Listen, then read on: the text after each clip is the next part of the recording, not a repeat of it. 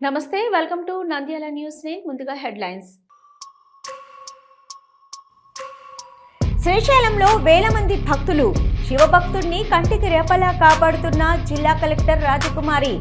Nandyal news 9 focus.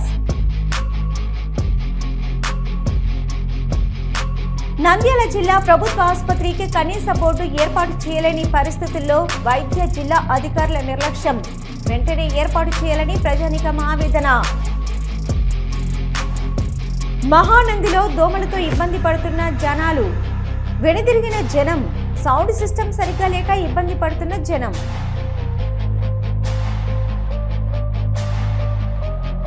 నంద్యాలలో ఓం శాంతి ఆధ్వర్యంలో మహాశివరాత్రి సందర్భంగా 12 జ్యోతిర్లింగాల దివ్య దర్శన ఏర్పాట్లు. బ్రహ్మకుమారి హరిప్రియ.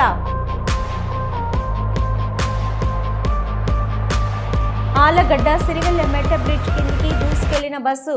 ప్రమాదంతో బస్సు అద్దాలు పూర్తిగా ధ్వంసం. ప్రయాణికులు గాయాలు. ఆసుపత్రికి తరలింపు. నంద్యాల కలెక్టరేట్ వద్ద ఉపాధ్యాయుల గర్జన.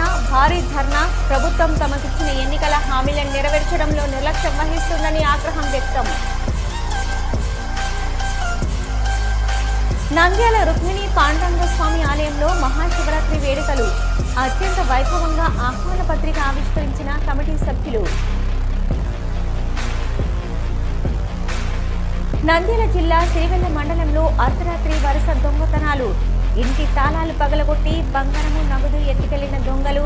కేసు నమోదు చేసి పరిశీలిస్తున్న పోలీసులు.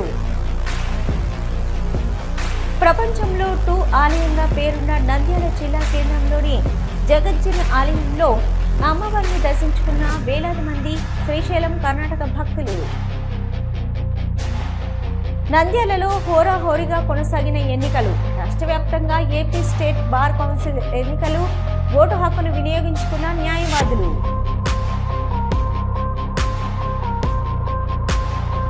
హలో, నంద్యాల న్యూస్ 10 మీ చుట్టూ జరిగే సంఘటనల్ని మా దృష్టికి తీసుకురావాలి అనుకుంటున్నారా?